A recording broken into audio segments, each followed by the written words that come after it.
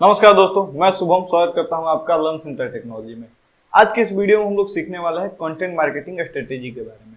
What is content marketing strategy? आपके दिमाग में जब भी ये सवाल आता होगा, आप समझते होंगे काफी भारी भरकम सा वर्ड है और ये होता क्या है। तो मैं आपको बता दूं कि कंटेंट मार्केटिंग एक स्ट्रेटेजिक मार्केटिंग अप्रोच है जिसमें हम लोग कंटेंट को वैल्यूएबल डिस्ट्रीब्यूशन चैनल के द्वारा, जो कि ऑडियंस के लिए रिलेवेंट हो, कंसिस्टेंसी के साथ में शेयर करते रहना ही कंटेंट मार्केटिंग है। तब आप यहाँ पे 3 वर्ड मार्क कीजिए। पहला कंटेंट, दूसरा वैल्यूएबल डिस्ट्रीब्यूशन और तीसरा है रिलेवेंट।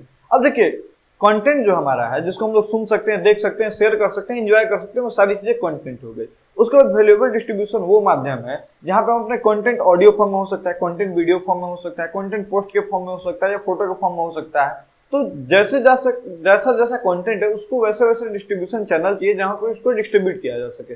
जैसे कि मान लीजिए अगर ईमेल का कंटेंट है तो ईमेल के कंटेंट को हम लोग यूट्यूब पे नहीं अपलोड करेंगे, और मान लीजिए कोई वीडियो है तो वीडियो को हम लोग व्हाट्सएप ग्रुप पे नहीं अपलोड करेंगे।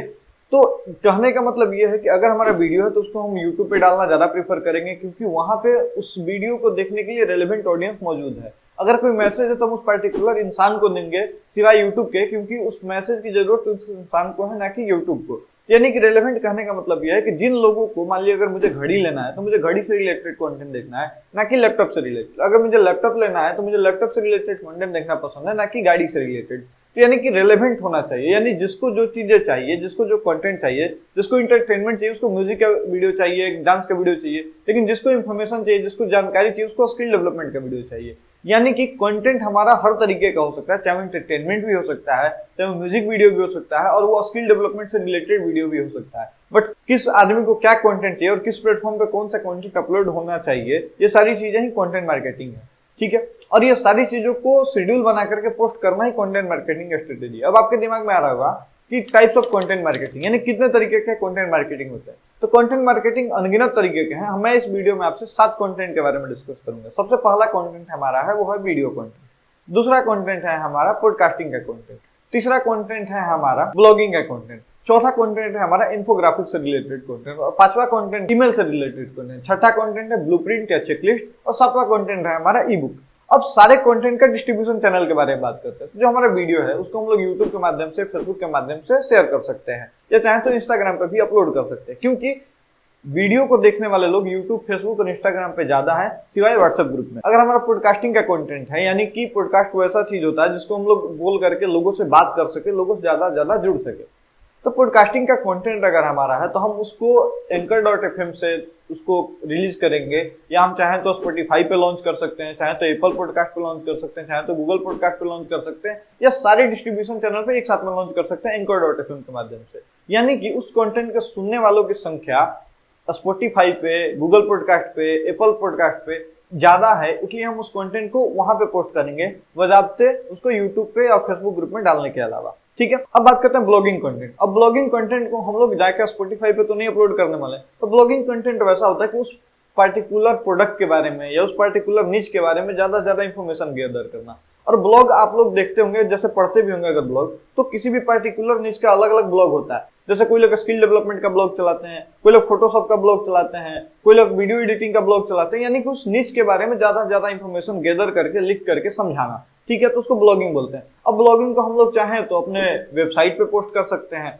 चाहे तो अपने YouTube कम्युनिटी में भी किस ब्लॉग पोस्ट को पोस्ट किया जा सकता है। बट सबसे इसका इफेक्टिव तब होगा जब हम इस ब्लॉग को अपने वेबसाइट पे होस्ट करेंगे, यानी ब्लॉग को अपने वेबसाइट पे डालेंगे। ठीक है, अब बात करते हैं चौथे कंटेंट के बारे में, जो कि हमारा इन्फोग्राफिक्स। अब इन्फोग्राफिक्स होता क्या है? मान लीजिए ना कि कोई भी अगर मोबाइल लेते हैं तो मोबाइल से रिलेटेड जो भी इंफॉर्मेशन होता है कि इसका रैम इतना, इसका रोम इतना, इसका स्टोरेज इतना, इसकी कैमरे या इसका कैमरा ये है, इसका स्क्रीन साइज ये है, इसका प्राइस ये है, ये सारे इंफॉर्मेशन आपको गैदर करके एक जगह पे दिखाए हुए रहते हैं। और जब आप इमेज देखते हैं तो आपको सारा इंफॉर्मेशन पता चल जाता है कि इस मोबाइल की क्या क्या खासियत है, इसमें कौन सा गेमिंग है, कौन सा FPS लगा हुआ है, सारी चीज आपको पता चल जाती है। उसी चीजों को हम लोग इन्फोग्राफिक्स बोलते हैं। या अगर कोई आप लैपटॉप वगैरह लेने जाते होंगे तो लैपटॉप के बारे में लिखा रहेगा कि हाँ ये मान लीजिए एप्पल का लैपटॉप है, इसकी SSD इतनी है, इसका हार्ड ड्राइव इतना है, इसमें ग्राफिक्स कार्ड इतना लगा हुआ है, इसकी स्क्रीन साइज ये है, इसका प्राइस ये है, इसका बैटरी बैकअप ये है। तो ये सारी चीजें एक जगह इंफॉर्मेशन गैदर करके लिखी रहती हैं, इसी को हम लोग इन्फोग्राफिक्स बोलते हैं। अब इन्फोग्राफिक्स का आप एग्जांपल पिंटरेस्ट या लिंक्डइन वगैरह पे देख सकते हैं। और अगर आप कोई अपने प्रोडक्ट से रिलेटेड या अपने सर्विस से रिलेटेड इन्फोग्राफिक्स बनाते हैं या इन्फोग्राफिक्स से रिलेटेड कोई कंटेंट बनाते हैं, तो वो ज्यादा वैल्यूएबल तब होगा जब आप उसको पिंटरेस्ट पे या लिंक्डइन पे पोस्ट करेंगे तो वहां पे आपको वैसे इन्फोग्राफिक्स देखने वाले लोगों की संख्या ज्यादा है, क्योंकि वहां पे लोग कम से कम समय में ज्यादा से ज्यादा इन्फॉर्मेशन गैदर करना चाहते हैं। अब बात करते हैं अपने पांचवें कंटेंट के बारे में, ईमेल कंटेंट के बारे में। अब ईमेल कंटेंट क्या है, मान लीजिए ना कि मैं डिजिटल मार्केटिंग से रिलेटेड आपको बातें बताता हूँ और मैं डिजिटल मार्केटिंग का कोई कोर्स लेकर के आया, तब मुझे क्या चाहिए कि मुझे वैसे लोग चाहिए जो डिजिटल मार्केटिंग से रिलेटेड क्वेरी किए हुए हैं और मैं उनको ईमेल के माध्यम से डिजिटल मार्केटिंग के बारे में ज्यादा से ज्यादा चीजें बता दूं। तो मान लीजिए मैंने 30 ईमेल का एक सीक्वेंस लिखा कि वाट इज डिजिटल मार्केटिंग से लेके इंड तक में, ताकि उन लोगों में मैं क्यूरियोसिटी पैदा कर सकूं और उनको मैं अपना कोर्स सेल कर सकूं।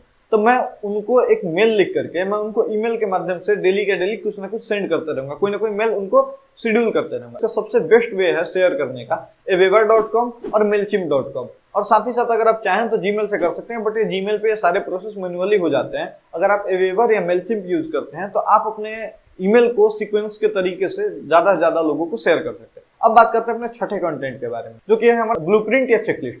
अब ब्लूप्रिंट या चेकलिस्ट आप तब देखे होंगे जब आप जिम वगैरह में जाते होंगे, जिम का मेंबरशिप वगैरह लेते होंगे, तो आपको ब्लूप्रिंट या चेकलिस्ट मिलता है कि आपको ये एक्सरसाइज इस दिन करना है, इस दिन ये चीजें खा के आना है, पोस्ट वर्कआउट ये होगा, प्री वर्कआउट ये होगा, आपको ये एक्सरसाइज करनी है, आपको उसके बाद में ये नाश्ता लेना, ये सारी चीजें चेकलिस्ट बनी हुई रहती है। और चेकलिस्ट आप तब भी देख सकते हैं जब अगर कोई वीडियो बनाते हैं तो आपका चेकलिस्ट एक बना हुआ होना चाहिए कि आपका कैमरा ऑन होना चाहिए, आपका ऑडियो ऑन होना चाहिए, आपकी लाइटिंग ऑन होनी चाहिए, आप अच्छे दिखने चाहिए। ये सारी चीजें चेकलिस्ट होती है जिसको आप बना करके अपने प्रोसेस को आसान कर सकते हैं। या मान लीजिए जैसे आप सब्जी वगैरह लेने जाते होंगे मार्केट में, तो एक चेकलिस्ट बना करके ले जाते होंगे, हमको ये चीज लेना है, आलू लेना है, प्याज लेना है, मूली लेना है, ये सारी चीजें अगर आप बना करके जाते हैं तो आपको ज्यादा आसानी होती है। तो चेकलिस्ट शेयर करना ज्यादा बेनिफिशियल तब होगा जब आप किसी पर्टिकुलर निच के बारे में अपने ऑडियंस को गैदर किए हैं, या ग्रुप के माध्यम से, फेसबुक ग्रुप में जिसमें उसी निच के ऑडियंस है जिनको चाहिए कहाँ वीडियोग्राफिक्स से रिलेटेड ही चेकलिस्ट चाहिए, या जिम मेंबरशिप वगैरह आप दे रहे हैं और जिम मेंबरशिप का एक ग्रुप बनाए हुए हैं जिसमें जो जिम मेंबरशिप लिए हुए लोग हैं उनको चेकलिस्ट अगर आप शेयर करेंगे तो ज्यादा बेनिफिट होगा। आप चाहें तो व्हाट्सएप ग्रुप के माध्यम से इसे शेयर कर सकते हैं,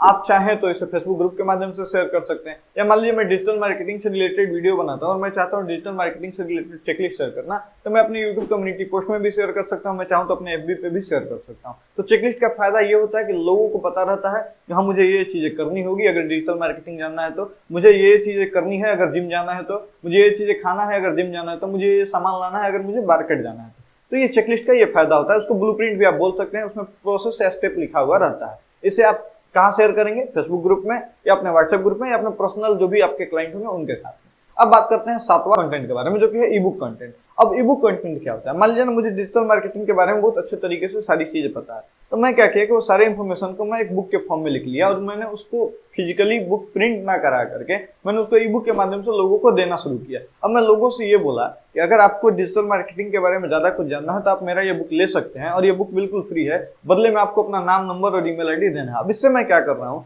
कि मैं डिजिटल मार्केटिंग का वो ई बुक शेयर कर रहा हूँ लोगों के साथ में और लोगों का इन्फॉर्मेशन ले रहा हूँ, नाम, नंबर और ईमेल आईडी। अब उसको मैं क्या करूंगा, उन इन्फॉर्मेशन को मैं गैदर करके ईमेल सीक्वेंस के द्वारा मैं अगर कोई फ्यूचर में डिजिटल मार्केटिंग का कोर्स लाता हूं तो मैं उनको पुश करूंगा, क्योंकि वो ऐसे लोग हैं जिन्होंने मेरा ई बुक पढ़ा हुआ है, यानी मेरे बारे में जानते हैं, और मैं उन लोगों को अगर पुश करूंगा तो मैं अपना कोर्स भी सेल कर सकता हूं। तो ई बुक वगैरह वाला कंटेंट तब ज्यादा बेनिफिशियल होता है जब अगर हम किसी से उसका लीड लेना चाहते हैं, यानी उसके कुछ इन्फॉर्मेशन लेना चाहते हैं। तो ये हमारे पास में 7 कंटेंट थे, 7 कंटेंट मैंने आपको बताया, इसके डिस्ट्रीब्यूशन चैनल बताया और इसका प्रोज एंड कॉन्स भी आपको बताया। ठीक है, अब बात करते हैं अपने तीसरे फेज में कि भाई content marketing is important for business.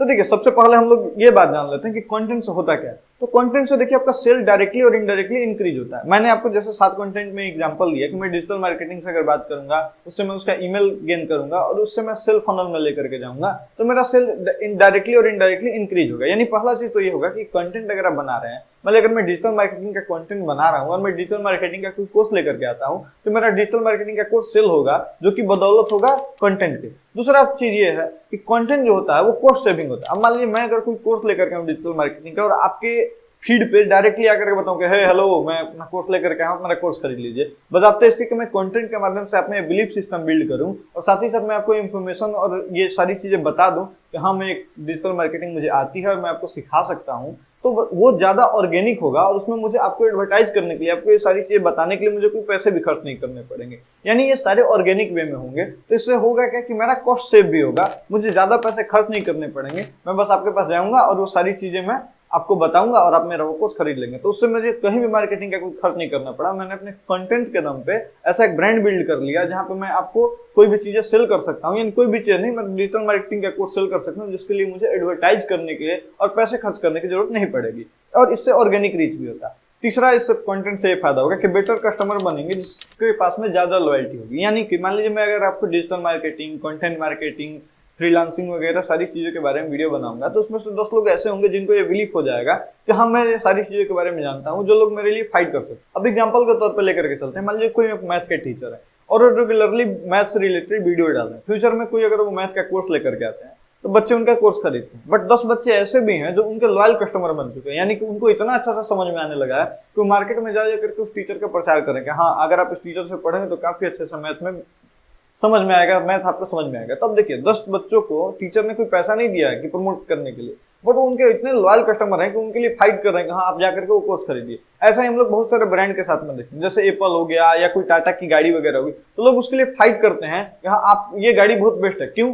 क्योंकि लोगों को इतना बिलीफ बना रहता है कि हाँ मैंने जो प्रोडक्ट लिया वो सबसे बेस्ट है और यही प्रोडक्ट दुनिया की सबसे बेस्ट है। उसके लिए लोग फाइट करते हैं, उसके लिए लोग वकील बनने तक के तैयार हैं कि हाँ वो प्रोडक्ट आप लीजिए क्योंकि वो ज्यादा बेहतर है। तो उसके लिए कंपनी ने क्या किया? कंपनी ने कुछ किया नहीं। अगर टाटा कंपनी की बात करें तो टाटा कंपनी ने लोगों को पैसे नहीं दे रखे, उसने अपने कंटेंट के दम पे, अपने क्वालिटी के दम पे ऐसा एक ब्रांड बिल्ड किया है। एप्पल ने लोगों को पैसे नहीं दे रखे हैं ताकि लोग उनके लिए फाइट करें, लोग उनके लिए लड़े।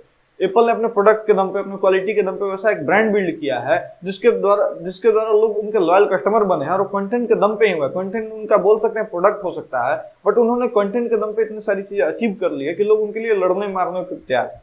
तो ये कंटेंट का फायदा होता है, इससे आपके लॉयल कस्टमर बनते हैं। और ये जो भी आपका ब्रांड है, चाहे वो ऑनलाइन मार्केटिंग का ब्रांड हो, चाहे वो टीचर वाला ब्रांड हो, तो ये आपका लॉन्ग लास्टिंग तक करता है। ये सारी चीजें पॉसिबल हो पाएंगी कंटेंट के दम। अब बात करते हैं अपने चौथे एस्पेक्ट पे, तो भाई content marketing is important for buyer journey. यानी कोई भी आदमी अगर कोई चीजें खरीदने वाला तो उसके लिए कंटेंट किस तरीके से हेल्पफुल होता है और क्यों कंपनियां इतना ज्यादा पैसे लगाती हैं कंटेंट के ऊपर ताकि लोग उनका प्रोडक्ट खरीद सके। तो मैं आपको बता दूं कि कोई भी चीज खरीदने के 3 फेज होते हैं। पहला होता है अवेयरनेस फेज, दूसरा होता है कंसिडरेशन फेज, तीसरा होता है डिसीजन वाला फेज। तो अवेयरनेस वाले फेज में क्या होता है? अगर मान लीजिए मुझे कोई प्रोडक्ट चाहिए तो मैं उस प्रोडक्ट के बारे में ज्यादा से ज्यादा इन्फॉर्मेशन गैदर करता हूँ, यानी ज्यादा से ज्यादा इन्फॉर्मेशन मैं लूंगा। ठीक है, वो मेरा हो गया अवेयरनेस वाला फेज। दूसरा फेज हमारा आता है कंसिडरेशन वाला फेज, जिसमें हम लोग ये डिसाइड करेंगे कि क्या हमें वो प्रोडक्ट चाहिए भी या नहीं चाहिए, और चाहिए तो क्यों चाहिए, वो प्रोडक्ट किस किस चीजों से बेटर है। तो उसकी फेज में हम लोग क्या करते हैं? कंपेयर वीडियो देखते हैं, उससे रिलेटेड न्यूज़लेटर वगैरह पढ़ते हैं, और अंत में जो फेज आता है वो आता है डिसीजन के फेज। उस फेज में क्या करते हैं? उस प्रोडक्ट से रिलेटेड ऑफर के बारे में पता करते हैं, जाते हैं डेमो देखते हैं और प्रोडक्ट लेकर के चले आते हैं। अब इसमें कंटेंट किस तरीके से बिल्ड किया जाता है ताकि आप वो प्रोडक्ट तक पहुंच सके, अवेयरनेस से लेकर के डिसीजन तक के फेज में किस तरीके से कंटेंट को ड्राइव किया जाता है ताकि आप जाकर के वो प्रोडक्ट खरीद सके। इसको आप जनरली समझ सकते हैं सेल्फ फनल के थ्रू, लेकिन सेल्फ फनल इसका एक बहुत छोटा सा रूप है, बट कंटेंट इसका बहुत बड़ा रूप है। अब मैं आपको समझाता हूँ। मान लीजिए मुझे एप्पल का कोई लैपटॉप लेना है, तो मैं क्या करूंगा? मैं अभी अवेयरनेस के फेज में, तो मुझे लेना है और मैं सोच रहा हूँ कि इसके बारे में ज्यादा से ज्यादा इन्फॉर्मेशन लूं, तो मैं अवेयरनेस के फेज में, मुझे एप्पल के बारे में कुछ भी नहीं पता, तो मैं क्या करूंगा? मैं यूट्यूब पे जाऊंगा, मैं एप्पल से रिलेटेड वीडियो देखूंगा, हो सके तो मैं किसी ब्लॉग पोस्ट को पढ़ूंगा, एप्पल के बारे में जानूंगा, या हो सकता है इन्फोग्राफिक्स के माध्यम से या सोशल मीडिया के माध्यम से मुझे ये अवेयर किया जाएगा कि एप्पल के लैपटॉप काफी अच्छे होते हैं। मैं अवेयरनेस फेज में हूँ।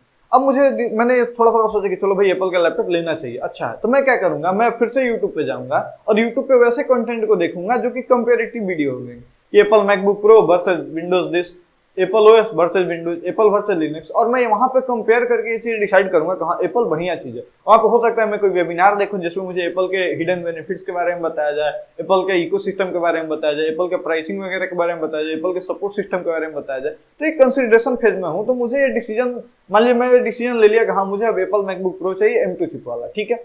तो मैं जब ये डिसीजन ले लिया तो मैं अब क्या करूंगा? मैं अब डिसीजन फेज में आ गया। तो मैं जब डिसीजन फेज में आ गया तो मैं हो सकता है मैं ऑनलाइन स्टोर पे जाऊं और एप्पल का लैपटॉप ऑर्डर कर लूं, या हो सकता है मैं ऑफलाइन स्टोर पे जाऊं और वहां पे जाकर के मैं उस एप्पल से रिलेटेड उस प्रोडक्ट का, मान लीजिए मुझे मैकबुक प्रो चाहिए, तो मैं मैकबुक प्रो से रिलेटेड मैं उससे ऑफर पूछूं कि ऑफर इसमें क्या है, इसका प्राइस क्या हो जाएगा, इसका कोई डेमो वर्जन है तो आप मुझे दिखा दीजिए। मैं सारी चीजें देख करके अंत में एप्पल का लैपटॉप लेकर के अपने घर पे आ जाऊंगा। यानी कि मैं अपने अवेयरनेस फेज में क्या किया कि मैं एप्पल से रिलेटेड कंटेंट देखा जिसमें मुझे एप्पल के बारे में इंफॉर्मेशन पता चला, या हो सकता है मैंने ब्लॉग पोस्ट से देखा, हो सकता है मैंने फेसबुक पोस्ट से देखा, हो सकता है मैंने फोटो या इन्फोग्राफिक्स के माध्यम से मैंने एप्पल के बारे में जाना, ठीक है। अवेयरनेस फेज था। कंसिडरेशन फेज तब था कि जब मैंने कंपैरेटिव वीडियो देखा, कंपेयर वाला वीडियो देखा, मैंने न्यूज़लेटर से उसके बारे में जानकारी प्राप्त किया, मैंने ब्लॉग पोस्ट वगैरह पढ़ा, या मैं वेबिनार वगैरह में उसके बारे में और ज्यादा चीजें जाना, उसके बाद में थर्ड फेज डिसीजन वाले फेज में मैं क्या किया, मैं एप्पल के स्टोर पे गया, वहां पे स्टोर वाले से पूछा कि इस प्रोडक्ट पे कोई ऑफर है, इसका प्राइस क्या हो सकता है, और साथ ही साथ मैंने उसका डेमो वगैरह देखा और मैंने अंत में वो एप्पल का लैपटॉप परचेज करके घर ले आया। तो यानी ये आपने ये देखा कि किस तरीके से कंटेंट हमको हेल्प किया अपने डिसीजन वाले फेज तक आने में। और कंपनियों को ये बात पता है कि मान लीजिए अगर विम बार का ही लेकर के एग्जांपल चलते हैं, तो विम बार क्या करता है कि ऐड बना करके उसको इतना ज्यादा रन करता है कि लोगों में बिलीफ सिस्टम, उसके कंटेंट से बिलीफ सिस्टम आ जाए कि लोग डिशवाशर अगर कोई लेना है तो जाकर विम बार ही लेंगे। मार्केट में बथेरो डिशवाशर पड़े हुए हैं, बट लोग जाकर के वो सेम विम बार क्यों खरीदेंगे, इसके लिए उन्होंने कंटेंट पे काफी मेहनत किया होता है और कंटेंट को इतने बार लोगों को दिखाया होता है कि लोगों के दिमाग में बैठ गया होता है कि डिशवाशर लेना तो विम बार ले लो। और ये चीजें हैं कि कंटेंट से आपका अवेयरनेस बढ़ता है। अगर अवेयरनेस होता है, अगर कोई कंटेंट प्रोवाइड कर रहा है तो आप उस चीजों के बारे में अवेयर होते हैं। अवेयर होने के बाद में आपको कंसीडर करना होगा, तो आप अनजान और जाने पहचाने में से जाने पहचाने लोगों को चुनेंगे, और जब जाने पहचाने लोगों को चुनते हैं तब वो प्राइसिंग वगैरह पे ऑफर वगैरह दे करके वो प्रोडक्ट आपको सेल कर दिया जाता है। तो कंटेंट इतना ज्यादा पावरफुल है। तो मैंने आपको पूरा कंटेंट मार्केटिंग का ओवरव्यू इस वीडियो में बता दिया। अगर आपको कंटेंट मार्केटिंग से रिलेटेड पूरा डिटेल में वीडियो देखना है कि कैसे टेक्निकली वर्क करता है, कैसे इसमें इमेज कंटेंट बनाया जाता है, कैसे टेक्स्ट कंटेंट बनाया जाता है, कैसे वीडियो कंटेंट बनाया जाता है, तो मैंने 2 घंटे से ज्यादा बड़ा एक वीडियो बना करके रखा है। उसका आई बटन पे भी आपको लिंक मिल जाएगा, डिस्क्रिप्शन में भी उसका लिंक है, आप वहां पे जाकर उस वीडियो को कंप्लीटली देख सकते हैं और कंटेंट मार्केटिंग कंप्लीटली सीख सकते हैं। इस वीडियो में पूरा ओवरव्यू मैंने आपको डिस्कस कर दिया, क्यों बेनिफिट करता है कंटेंट मार्केटिंग और क्यों ये आपको सीखना चाहिए, ये सारी चीजें मैंने आपको इस वीडियो में बता दिया। उम्मीद है आपको ये वीडियो समझ में आया होगा और पसंद आया होगा। अगर पसंद आया होगा तो इस वीडियो को लाइक कीजिए और इस वीडियो को 10 लोगों के साथ शेयर कीजिए, ताकि उन 10 लोगों को भी कंटेंट मार्केटिंग के बारे में पता चल सके। और ऐसे ही इंफॉर्मेशन से रिलेटेड, ऐसे ही मार्केटिंग से रिलेटेड मैं वीडियो इस चैनल पर लेकर के आता रहूंगा। तो आप इस चैनल को सब्सक्राइब कर लीजिए। मिलते हैं आपसे किसी अगले वीडियो में किसी ऐसे ही वैल्यूएबल इंफॉर्मेशन के साथ। तब तक के लिए नमस्कार।